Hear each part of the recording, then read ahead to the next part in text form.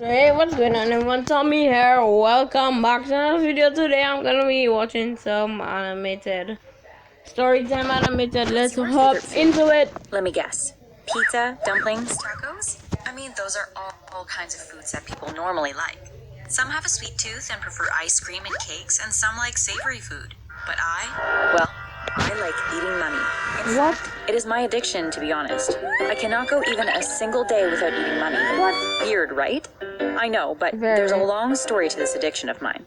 Before we move on, like this video, hit that subscribe button and activate the notification bell, and you'll get... Yeah, you heard them. Hit that like button, subscribe to my channel, put notifications, and join my Discord server. Link will be down below in the description. And also, everyone watching this video, please subscribe. We are so close to 30 subscribers.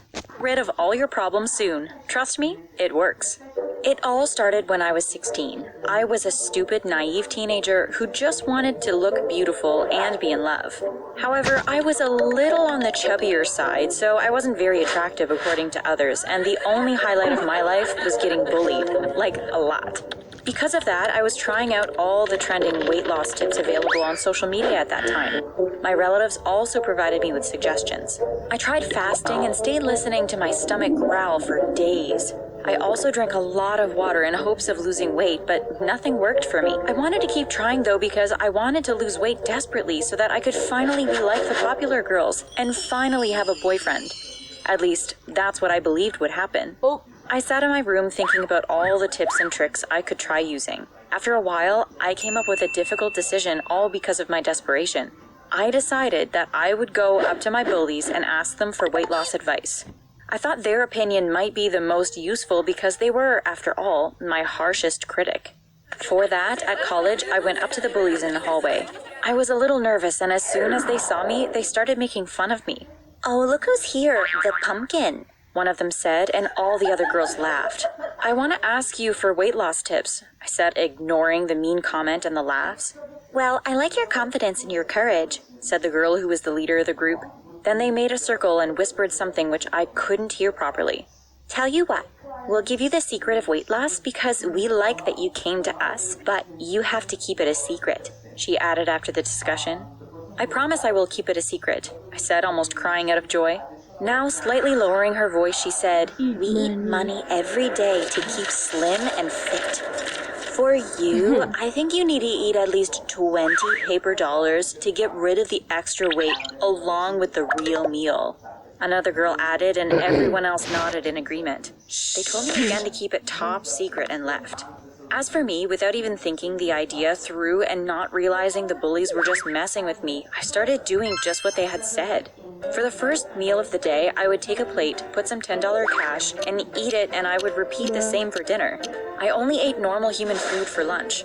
It was very hard for me at first, even chewing and swallowing, because money is clearly not a normal thing to eat. However, I believed my bullies blindly, so I did it regularly no matter what. I even stole money from my parents' safe just to eat them.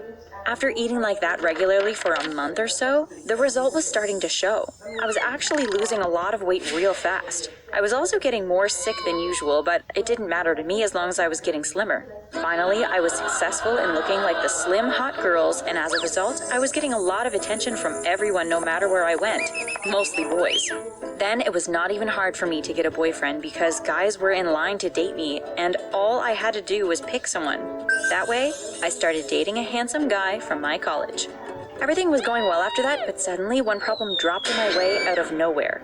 The thing was, I was guilty of stealing from my parents' safe in order to get money to eat, and after some time, they started talking about them missing money from the safe. "Do you know anything about it, Leah?" my mom asked me one day. "What? What about it?" I said, acting clueless, as if I had no idea about it, so they let that topic go. However, a few days after that, I secretly tiptoed my way to the safe to take out some money. As I was taking them out, my parents caught me red-handed. I instantly started to panic. "Mom, Dad, it's not what it looks like, let me explain," I said in my shaky voice, but my parents weren't the ones who would listen. Without hearing anything I had to say, they kicked me out of the house. After that, I started working at a fast food place as a cashier while living in the motels. Around that time, I also realized that even after I had already lost the desired weight, I couldn't stop eating money. As a matter of fact, I was addicted to eating money. At that time, since I didn't have access to my parents' safe anymore, The only place with access to cash was my workplace.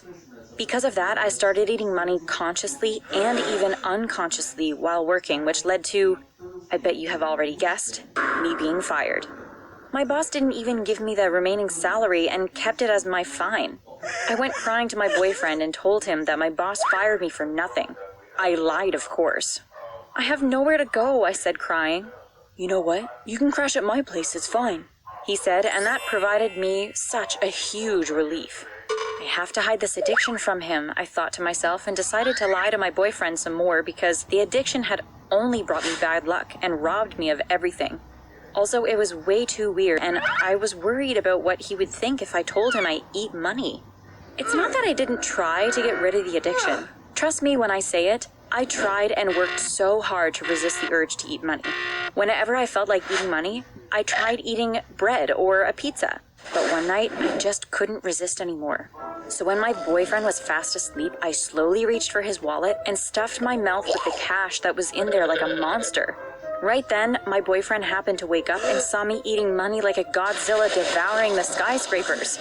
He got so scared seeing me like that he screamed, "You're a creep, get out of my house right now," he said, and looked at me as if he was disgusted with me.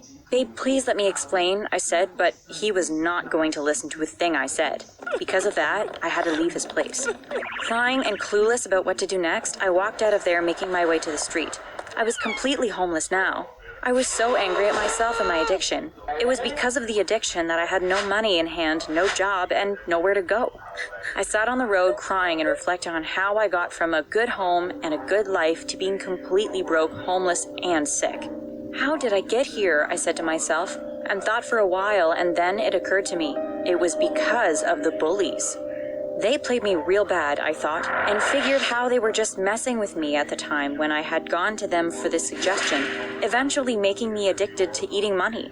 Thinking about that made me so angry that my blood started to boil and I turned all red. I have to make them pay, I said to myself, and swore that I would take my revenge. At the same time, I was also in dire need of money. For that, I had to plan something so cunning that I would be able to hit two birds with one stone. In order to be successful in that, first I had to do some intensive research. I went to a public library and spent days doing my research. After that, my plan required me to make a boyfriend. Accordingly, I went on and started dating this guy named Henry. It was an easy task for me since I was attractive after all. Henry, however, was a really great guy. He had a steady job and a stable life. He was also very sweet and caring. I almost felt bad for using him in the plan of my revenge, but I had to do it no matter what. And he was an integral part of the plan, so I couldn't choose any other guy.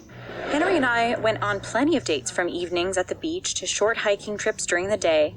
I even started living with him at his place. However, I made sure to not get attached to him. Sometime after that, it was time for me to execute my plan. Here's the thing. Henry was actually a security guard at a local bank, and my grand plan was to rob the bank. That was why I had chosen him to be my boyfriend.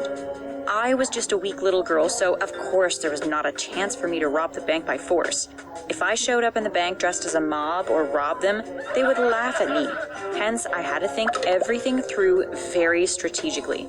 On the course of executing the plan one night, while Henry was sleeping, I took his phone and transferred all the bank codes he had saved there to my phone. Henry was very forgetful, so he had all the passcodes and important dates saved on his phone. After that, slowly I grabbed all the keys related to his job from the bedside drawer and made my way to the bank. When I reached the bank, I felt as if the stars were all aligned and that I was in great luck, because the night guard was already fast asleep. Well, I guess it might have been his bad work ethic, falling asleep on the job, but it didn't matter to me even a bit.